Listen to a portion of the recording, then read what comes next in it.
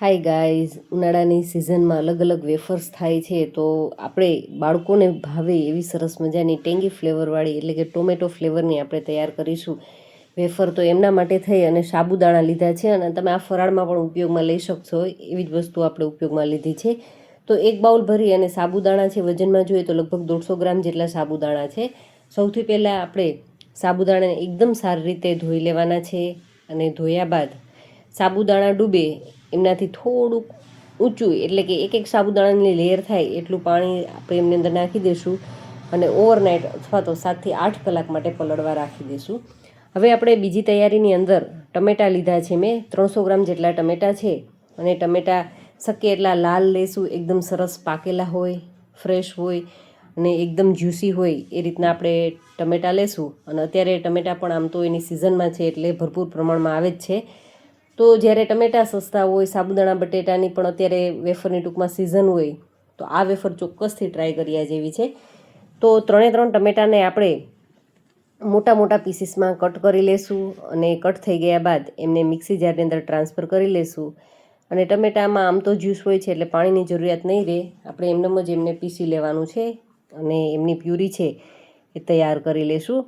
હવે આમની અંદર છાલ, ટમેટાના જે બીજ છે એ ભાગને દૂર કરવા માટે આ રીતે આપણે જ્યુસ ગાળવાના ગરણાનો ઉપયોગ કરી શકીએ છીએ, જેથી કરી અને એમાંથી વધારાનો જે બીજનો અને જે છાલનો ભાગ છે એકદમ આસાનીથી આપણે એમને દૂર કરી શકીએ. અને જોઈએ એવી સરસ મજાની ટોમેટોની પ્યુરી છે એ આપણી પાસે આવી ગઈ છે, એકદમ સ્મૂથ ટેક્સચરવાળી. અને આ જે ભાગ છે બીજ અને છાલવાળો એ આપણે દૂર કરી દઈશું. અને સાબુદાણાને ચેક કરી લઈએ તો પણ સાબુદાણા પણ ખૂબ જ સરસ એવા પલળી ગયા છે, સાઇઝમાં એકદમ ફૂલી અને ડબલ થઈ ગયા છે. તો બસ હવે આપણે આમને કૂક કરવાના છે. તો એમની પહેલાં આપણે એક કામ કરીએ, આમાં જે સાબુદાણા છે એમાંથી આપણે 1-2 ચમચા જેટલા સાબુદાણાને મિક્સી જારની અંદર લઈ લેશું અને થોડુંક પાણી લઈ અને એમની સાથે આપણે એમને પીસી લેવાનું છે.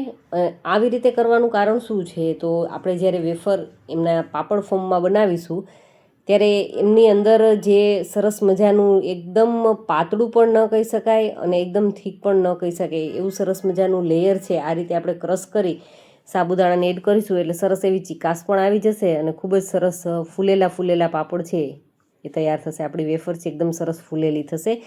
અને આપણે એમની અંદર બાફેલા બટેટા છે 2 નંગ જેટલા મિક્સી જારની અંદર લઈ લેશું અને પાણી થોડુંક એડ કરી અને સારી રીતે પીસી અને એમની પણ પ્યુરી રેડી કરી લેશું.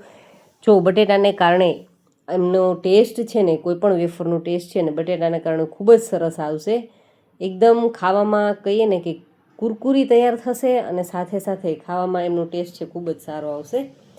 હવે આપણી પાસે સાબુદાણા હતા એમનાથી ડબલ આપણે પાણી લઈ લેશું. એટલે 2 બાઉલ ભરી અને પાણી લીધું છે અને સ્વાદ અનુસાર નિમક લઈ લેશું અને થોડોક મરી પાવડર લેશું અને સાથે સાથે કાશ્મીરી લાલ મરચું પાવડર લીધો છે. એ બિલકુલ ઓપ્શનલ છે. જો તમારે ન એડ કરવા હોય તો તમે મરચાં પાવડર છે એ સ્કીપ પણ કરી શકો છો. અને આપણી પાસે રહેલા જે સાબુદાણા છે એ એમની અંદર ટ્રાન્સફર કરી લેવાના છે અને આપણે એમને સારી રીતે કૂક થવા દેવાના છે. ગેસની ફ્લેમને મીડિયમ ટુ હાઈ રાખીશું અને કન્ટિન્યુ ચલાવીશું, જેથી કરી અને તળીએ સાબુદાણા ચોટે નહીં એમની થોડી કાળજી રાખવાની છે. અને આપણે જે ક્રશ કરેલા સાબુદાણા હતા એ પણ આમની અંદર લઈ લેવાના છે સાથે, જેથી કરીને એ પણ એકદમ સારી રીતે મિક્સ થઈ જાય અને સરસ એવા કૂક પણ થઈ જાય. જો તમે લાલ મરચું પાવડરની જગ્યાએ મરચી લેવા માંગતા હોય લીલા કલરની તો એ લીલી મરચી પણ લઈ શકો છો અને એ સ્કીપ કરવું હોય તો બંને સ્કીપ પણ કરી શકો છો. જો તીખાશ પસંદ ન હોય તો તમે ચોક્કસથી સ્કીપ પણ કરી શકો છો. પણ કાશ્મીરી લાલ મરચું તીખું ન હોય પણ કલર સરસ આવશે એટલા માટે મેં કાશ્મીરી લાલ મરચું પાવડર છે એડ કર્યું છે. અને હવે કન્ટિન્યુ ચલાવતા જશું અને સરસ એવા ટ્રાન્સપરન્ટ ન થાય ત્યાં સુધી આપણે એમને કૂક થવા દઈશું. અને અત્યારે આ બેઝ ઉપર તમે જોઈ શકો છો કે આપણું મિશ્રણ છે હળવે ઘટ થવા લાગ્યું છે. આટલું ઘટ થઈ ગયા બાદ આપણી પાસે રહેલું જે બટેટાને આપણે ક્રશ કરી અને રાખ્યા હતા એ આમની અંદર એડ કરી દઈશું, જેથી કરી એકદમ સારી રીતે સાબુદાણા અને બટેટા છે એ સરસ એવા મિક્સ થઈ જાય. અને જે થીક થયું છે એ થોડુંક આ રીતે હલાવશું આપણે એટલે એ થોડું હલકું એવું એ લિક્વિડ ફોર્મમાં આવી જશે. અને કન્ટિન્યુ ચલાવવાનું છે અને જ્યાં સુધી એકદમ સાબુદાણા છે ટ્રાન્સપરન્ટ થવા ન લાગે ત્યાં સુધી આપણે એમને કૂક થવા દેવાનું છે. અને જે આપણે ટમેટા ક્રશ કરી અને એમની જે પ્યુરી રેડી કરીને રાખી છે ને એ બિલકુલ લાસ્ટમાં એડ કરીશું. એમ કરવાનું કારણ શું છે, એમ કરવાથી ટમેટાની જે વેફર થશે ને એ ડાર્ક કલરની નહીં થાય. શરૂઆતમાં આપણે એ લઈ લેશું તો ઘણી વખત આપણે જોઈએ કે ટમેટાની વેફર તૈયાર કરીએ છીએ એ થોડીક ફ્રાય થતાં કાળી થઈ જતી હોય છે. તો ઓલમોસ્ટ કૂક થવા આવે ત્યારબાદ જ આપણે ટોમેટોની પ્યુરી એડ કરી અને બસ 2-3 મિનિટ માટે આપણે એમને ટૂંકમાં એ ખદખદવા લાગે, ઉકળવા લાગે ત્યાં સુધી આપણે એમને રહેવા દઈશું. ત્યારબાદ ગેસની ફ્લેમને બંધ કરી દેવાની છે. અત્યારે જો મિશ્રણ છે એ માપે એવું ઘટ થયું છે. આપણે ઢાંકી દેશું એટલે સરસ એવા સાબુદાણા ઓછા કૂક થયા છે ને તો પણ એ સારી રીતે કૂક થઈ જશે. અને હું મિશ્રણને પ્લાસ્ટિકની શીટ ઉપર કરવું છે એટલા માટે થઈ અને મિશ્રણને ઠંડુ સારી રીતે થવા દીધું છે. ઠંડુ થશે એટલે તમને ખ્યાલ જ હોય છે કે સાબુદાણા બટેટા એ બધું જ છે મિશ્રણ ઘટ થઈ જતું હોય છે. હવે થિકનેસ તમને જે રીતે પસંદ હોય એ રીતે બસ આ રીતે એક ચમચાની મદદથી થોડું થોડું પોષણ લેતા જશું અને સરસ મજાના એમના તમને જે સાઇઝમાં ગમતા હોય અને જાડા પાતળા જેવા ગમતા હોય એ રીતના આપણે એમની વેફર્સ છે, પાપડ છે આ રીતે રેડી કરી લેશું. અને બધા જ છે આ રીતે કરતાં વધીને તમને 10 મિનિટનો સમય લાગશે, કોઈ વાર નહીં લાગે, ખૂબ જ ઝટપટ થશે અને તમે આખું વર્ષ માટે આરામથી સ્ટોર કરી શકશો. કારણ કે આપણે બિલકુલ તેલનો પણ ઉપયોગ નથી કર્યો, જેથી કરીને એ ખરાબ થવાની પણ બિલકુલ શક્યતા ઓછી. એરટાઇટ બરણીમાં ભરી લો એટલે આખું વરસ, અને તમને કીધું એ મુજબ કે વ્રત ઉપવાસમાં ખાવા હોય તો પણ ખાઈ શકો. અને 2 દિવસ આ રીતે તડકાની અંદર સૂકવશું ને એટલે સરસ મજાના આ રીતના સુકાય અને આપણી સાબુદાણાની વેફર્સ છે એ રેડી થઈ જશે. તો હવે આપણે એમને ગરમા ગરમ તેલની અંદર થોડા થોડા વેફર્સ છે એડ કરતા જશું, કન્ટિન્યુ ચલાવીશું એટલે ફૂલી અને સરસ મજાની સાઇઝમાં પણ ડબલ થઈ જશે. તમે જોઈ શકો છો ખૂબ જ સરસ કલર અને ટેસ્ટ તો હું તમને આ રીતે ન કરાવી શકું, તો એમના માટે થઈ અને તમારે ચોક્કસથી ટ્રાય કરવા પડશે.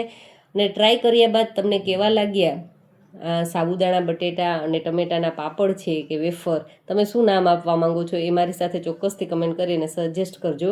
કોઈ નવું નામ આપવા માંગતા હોય તો પણ મોસ્ટ વેલકમ, તમે ચોક્કસથી સજેસ્ટ કરી શકો છો નવું નામ પણ. અને વિડીયો ગમ્યો હોય તો વિડીયોને લાઇક કરી અને ચેનલને હજુ સુધી સબસ્ક્રાઈબ કરવાની બાકી હોય તો ચેનલને ચોક્કસથી સબસ્ક્રાઈબ કરી લેજો, કારણ કે સબસ્ક્રાઈબ કરવું બિલકુલ જ ફ્રી છે. અને આવા અવનવા વિડીયોને જોવા માટે થઈ અને નીચે આવતા ખાસ બેલ આઇકન જે આવે છે એમાં ઓલ નોટિફિકેશનમાં પ્રેસ કરી દેજો, જેથી કરી અને મારા જે ડેઇલી વિડીયો અપલોડ થાય છે ને એમની નોટિફિકેશન સૌથી પહેલાં તમારા સુધી પહોંચતી રહે. અને આ વિડીયોને તમારા જે વેફર લવર્સ હોય ને કોઈ પણ ફ્રેન્ડ્સ એમની જોડે ચોક્કસથી શેર કરજો, જેથી કરી અને એ લોકો પણ ટ્રાય કરી શકે. તો સરસ મજાની કુરકુરી, ક્રિસ્પી અને એકદમ ટેંગી ફ્લેવરની આપણી ટમેટોની વેફર, સાંભળ્યું ને અવાજ, ખૂબ જ ક્રિસ્પી અને કુરકુરી એવી સરસ મજાની વેફર્સ બની અને રેડી થઈ ગઈ છે. તો વિડીયોને લાઇક કરજો. અને હજુ આપણે અવનવી મિષ્ટાન, મને એક સજેશન આવ્યું છે તો હું આમની સાથે મિષ્ટાન પણ તમારી સાથે શેર કરીશ કે જે ઉનાળામાં આરામથી ખાઈ શકાય. તો તમે વિડીયોની અંદર અને મારી ચેનલની અંદર બન્યા રહો. Thank you for watching this.